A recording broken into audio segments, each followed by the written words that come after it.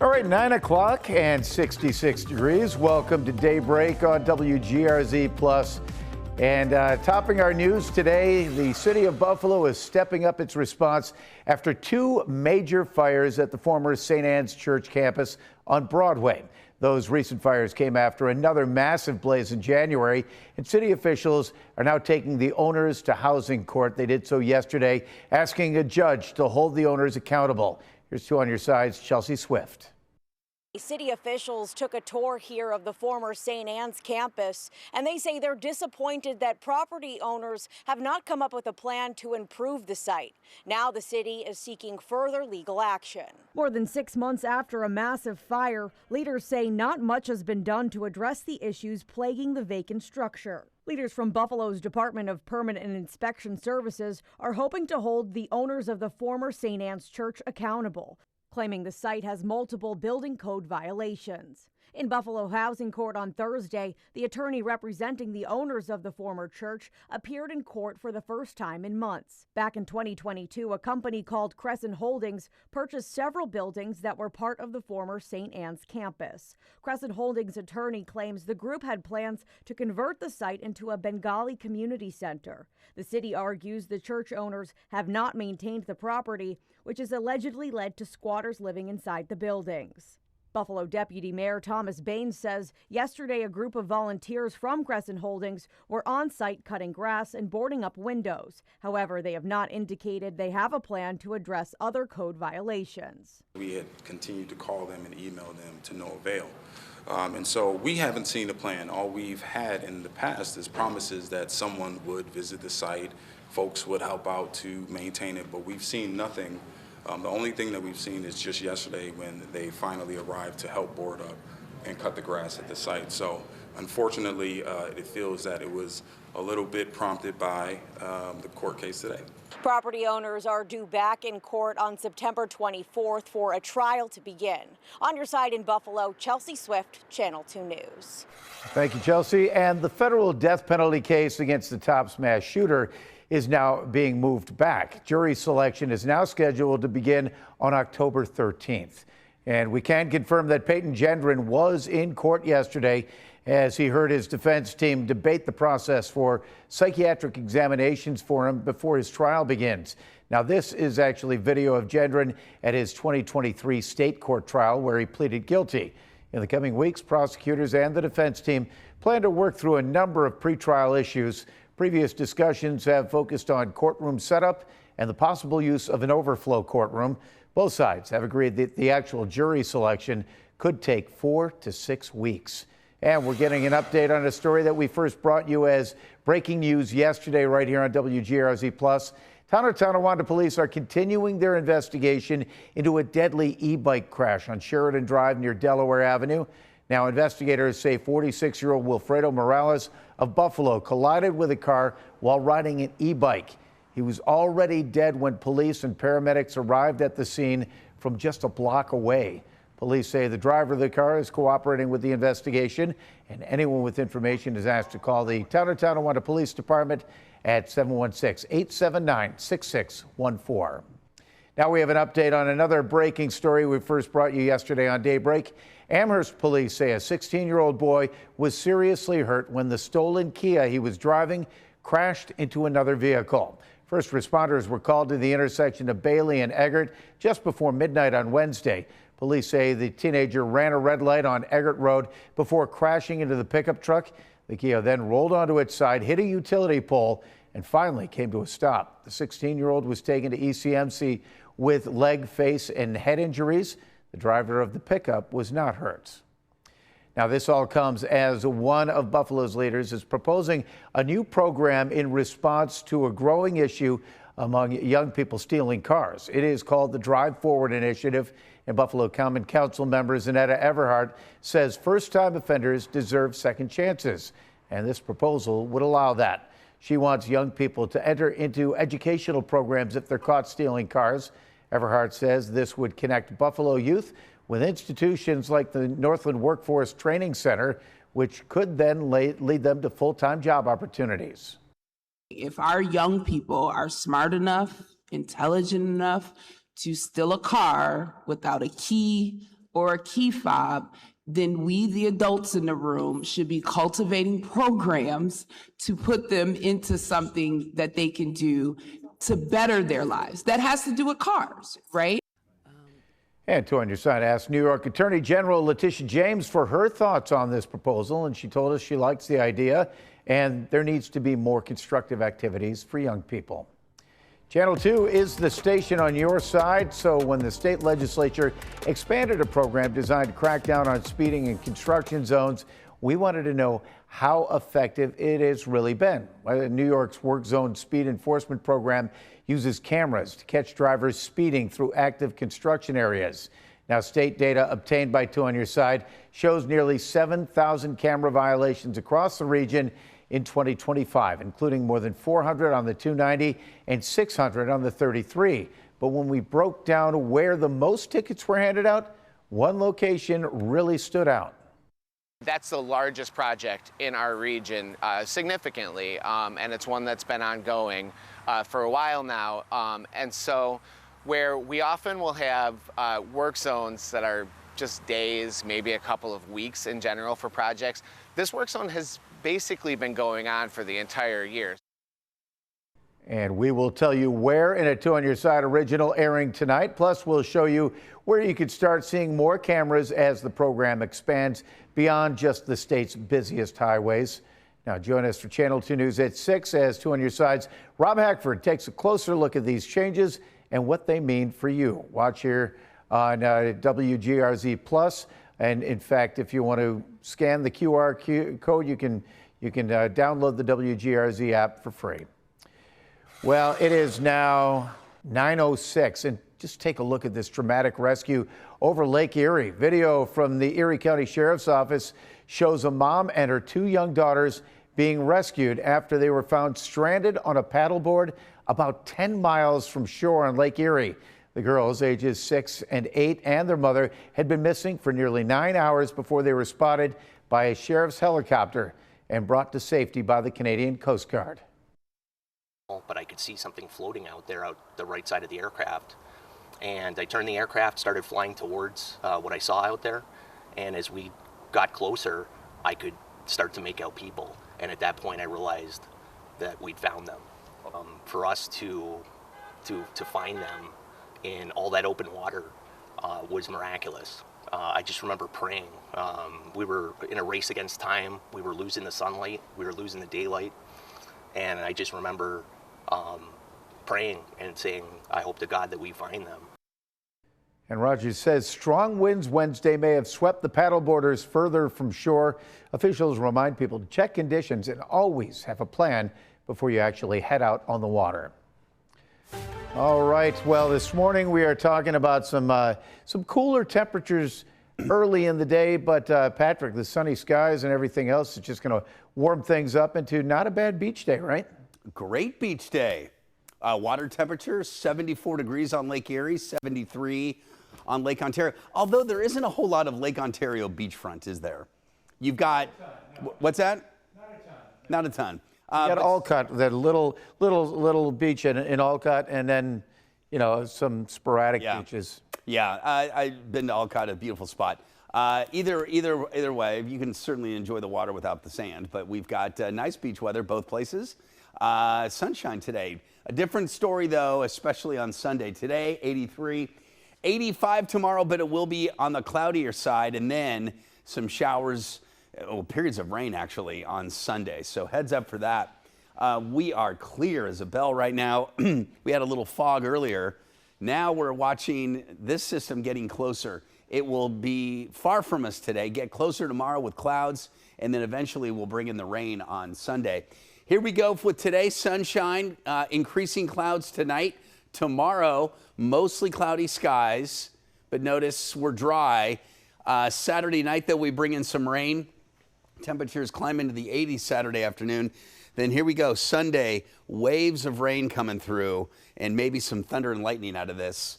So, yeah, it's one of those days where, you know, sometimes we say, you know, widely scattered, hit or miss, only in the morning, I think everybody's got a chance, and also throughout the day. There might be a few dry periods, but there will be waves of rain into the afternoon and evening as well. That's why having a second choice for outdoor activities on Sunday might be a good idea. Bringing it indoors is what we'd recommend, given that 1 inch to 1.5 inches of rain could be on the way.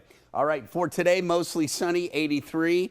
A weather impact alert for Sunday because of the rain and thunderstorms. Dry weather Monday, but I will say the latest information coming in hangs on to the rain a little longer into Monday. So we'll have to watch that trend and see if it continues. Keeping it dry for now.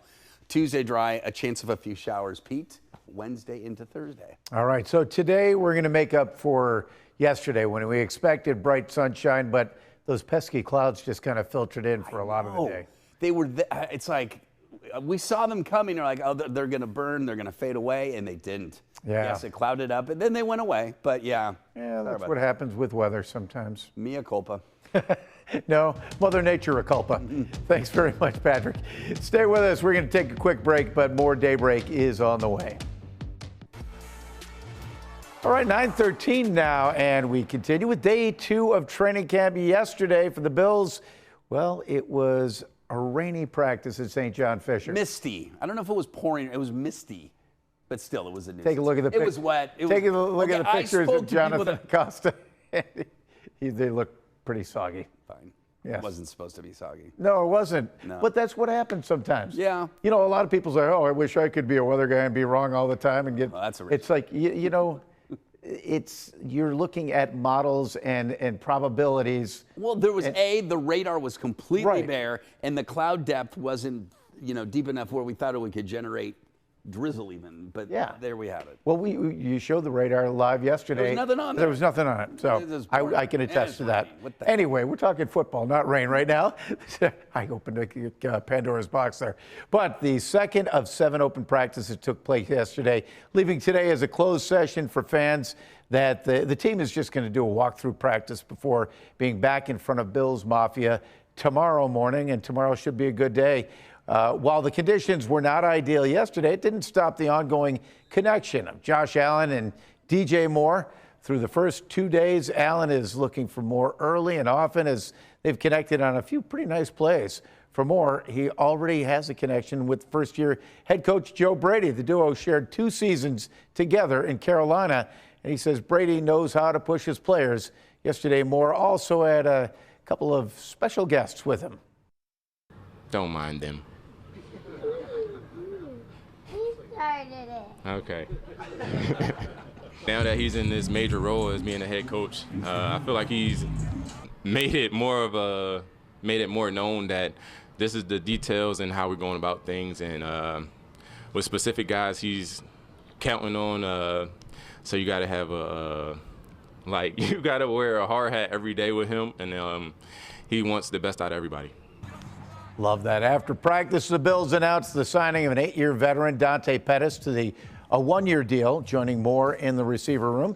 And in a corresponding move, the team waived wide receiver Jalen Virgil, the former second-round pick, along with the rest of the team, will take the field in front of fans again tomorrow morning at 8:30 for the third of 7 open practices before they come back home to Orchard Park next weekend. And I love that because, every working parent knows sometimes you got to bring the kids to work with you, right? I've done it many a time when they were younger, but that's I kind of like that.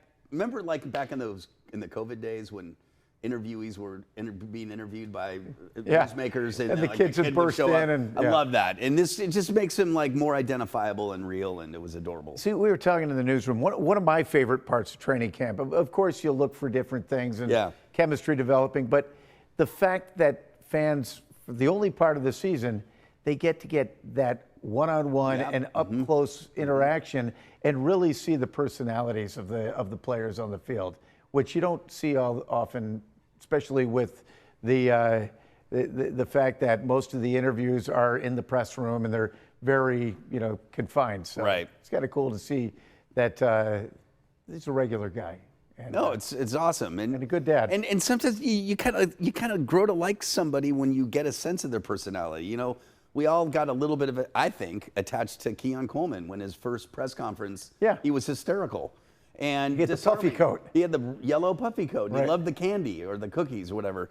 Anyway, now he's had a couple of little hiccups in his career, but nothing to say he can't come back. And you're kind of rooting for him, right? Oh, yeah. Just because you feel like you know him a little better. And also, it reminded me of the Daybreak team, because so often that Melissa will be sitting there and just look at us and say, don't pay any attention to them, you know? And I'll say, he started it, and the two of us will be fighting off on the sidelines. Oh, it doesn't. Yeah, when the show ends, the bickering continues. No, it doesn't. Yeah, it does. No, it doesn't. No, it doesn't. Keep reading. All right. Well, the countdown to the best 12 days of summer is on, and the Erie County Fair is rolling out some new mouth-watering treats that you'll be able to enjoy. Two on your side, got to look at nearly 40 new food and beverage offerings that'll be at the 186th edition of the Erie County Fair. How is that possible?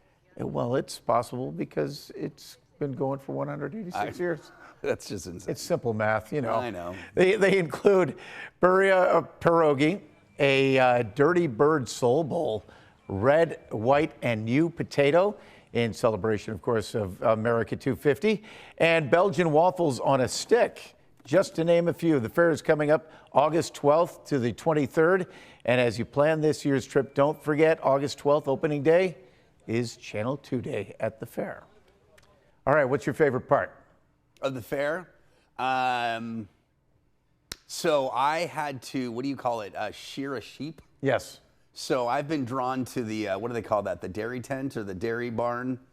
Yeah, the livestock barn. I don't know, I get mesmerized, you know, and to some people it's something they do every day, but you know, I'm city folk, I don't get to hang. I just love that. I love being with the wild animals and those that give birth, right? Yep. Every year there's some birthing experience. Yeah, the maternity ward, they call it. The maternity ward. A few years back, I was in a hay bale throwing competition. Oh, no wonder you hurt your back. You know, right? Well, I felt good right up until Big Dan Russell stepped into the room. I'm like, because first of all, he overshot the goal by probably another. He threw it through the back wall of the barn. That guy is massive. Little did we know he's really a Navy SEAL. we joke. He's not, but he's certainly built like one, and as strong as one. The strength and conditioning coach at Lakeshore, and yes, you know, and that strength comes from where all strength comes from, Brockport. He's a fellow Golden Eagle. Yes, he is. All right. Well, we're going to take a break now, but we've got a very special segment coming up right after. You don't want to miss it. All right. Well, welcome back. And today is a special day here at Two on Your Side. It's bittersweet, I would say, right? Oh, 100%. Yeah. Gonna miss this guy. Channel 2 is saying goodbye to a longtime staple. Photojournalist Charles Moore is retiring after 32 years here at Channel 2. He's left a lasting and laughing impression on a lot of us here. And Charles, if you're listening, we appreciate everything you've done over the years here at Daybreak. So, Charles, you're leaving. Is it something I said? Probably. Something I said over the last 30 plus years, I'm sure. But what more can I say to a guy who saved my life my first month here? We went out on this story, this whiteout 11-car pileup on the Route 5 right near the Skyway. I was driving in and it was sunshine, so I had no idea. We get there, the snow is packing into my hair, and I'm starting to get dizzy. Charles goes to his car, gives me a skull cap, and says, "Put this on before you pass out," in a way only Charles can say. It saved my life. But seriously, the best of luck to you. I mean, as old guy to old guy, all I can say is I'm envious, and I'm proud to have called you a coworker, and I'm more proud to call you a friend. The best of luck. Charles, we have been so lucky to have you part of this Daybreak team and a big part of it for so many years, and we're really going to miss you. Off camera, I love just chatting with you about our sons and about sports and about St. Bonaventure and everything else. We will miss you so much on Daybreak. Enjoy retirement. You deserve it. Finally. Thank you. I'm gonna miss you, Charles. I'm actually really sad about it because, well, one, congratulations on retirement, but two, my last day is this Friday, so I won't see you on your last day, but you know, I will be here in spirit. You know, it's been a long road, and I'm happy for you. No more 3 a.m. wake-up calls. no more shooting random house fires. Congrats on everything, and good luck on your next chapter. Charles, congratulations on your retirement. It's been a little over a year now where I've been able to call you a coworker, and I'm very fortunate of that. You know, I'm definitely going to miss our long conversations about Lewiston and all of your endeavors there. So moving forward, I hope you enjoy retirement. If you choose to do anything, feel free to stop by Lewiston and chat me up about it. Charles, there's a lot I can say, a lot I shouldn't say on air, but working with you over the past 4 years has been an absolute pleasure. You are a wealth of institutional knowledge in and around Buffalo, and I think listening to you every day, whether it's about sports or whatnot, has made me a better assignment editor. The mornings won't be the same without you, and I am going to miss you. Congratulations on your retirement, Charles. I'll be thinking of you this winter when I'm standing out on Route 5 in a negative 14 degrees with a wind chill of negative 50, and you are at home probably still sleeping in your warm bed. But don't worry, I'll still make sure to call you at 3:30 in the morning when inevitably my car gets stuck on my street and I need a ride into work. In all seriousness, I'm so excited to see what this next chapter holds for you, and I'm very excited for you to be able to get a little bit of sleep. Hey Charles, congrats on retirement. I'm so happy that you're able to now enjoy lots of days of live music and barbecuing. Best of luck. All right, Charles, we'll see you when we need Storm Tracker again. Just kidding. Have a great retirement. Hey there, Charles. Really gonna miss you, man. You're the only person in this building who vibes with my kind of music. You and I have the same, like the exact same musical taste. Isn't that awesome? Nobody else. I come in every morning. You and I chat about yacht soul, the perfect meddling of yacht rock and R&B. It doesn't get any better. Anyway, we're gonna miss you. Good luck in retirement, my friend. Well, how much do we love Charles? We love him so much that we got him on display in the lobby. Right, there's Kelly, there's Patrick, and there's Charles. I'll let you know what he's thinking right now. He's thinking, you want me to do what? You want me to go on the Ferris wheel? Anyway, thanks for putting up with me, all the travels and breaking outside of your comfort zone, some of the crazy things I made you do. Thanks for bringing the earpiece once a week, because I forgot mine. And thanks for putting up with me in general. You're an amazing videographer and a great guy, and we're gonna miss you. Enjoy retirement. So glad we had this time together. Hopefully that gives some justice to Carol Burnett, but Charles, this is it, the last day. I'm glad I got to know you over these past 8 years on the overnights. You made the nights easier, talking about sports, music, your son, and obviously the leftovers you had from grilling. Hope you enjoy your retirement. Good luck, and I know I'll be talking to you soon. Take 27. Anyway, sorry I can't be there for your last day, but we certainly had a lot of fun over the years. Just a few years, of course. But I just wanted to make sure that I was part of the video to wish you well and a happy retirement, and just leave you with what a wise man once told me, that the cheap man always pays twice. So don't forget that. There's a really wise man who told me that. Anyway, just remember that you're always good to the last drop, and from one Maxwell to another, have a great retirement. See you soon.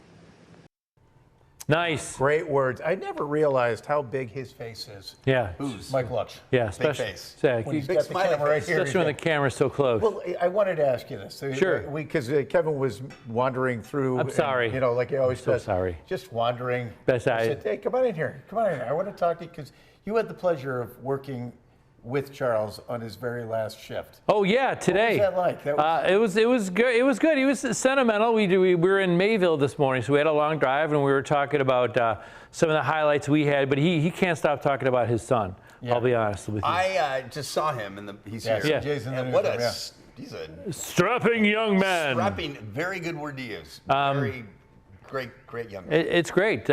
Charles, and working with me is a pain in the butt. I'm a good guy. We can vouch for that. I'm a good guy, but I'm absent-minded. I don't always have my earpiece. I leave the microphone when we're a minute away. Like, where's the microphone? It's over there, stupid. I'm like, thank you, Charles. Appreciate it. And also, again, just I was in Mayville this morning. Yeah. We're always driving in the middle of the night in the yuckiest weather sometimes. So I'm a challenge to work with, but he did a great job, and I loved working with him. You know, it's funny. And I mean this with all the love in the world. If you saw Kevin's character in a movie, you wouldn't believe that's real. But who the heck's going to play Kevin? Jim Carrey. Right, Jim Carrey, right? Yeah, that's right. That's right. But anyway, that's congrats to Charles. My gosh, 32 years. It's a long time. I covered a lot of stories with him, and Charles is one of those people that you never have to guess what he's thinking. Oh, no. Never have to guess. Congratulations. Have a great retirement, and you have a great weekend.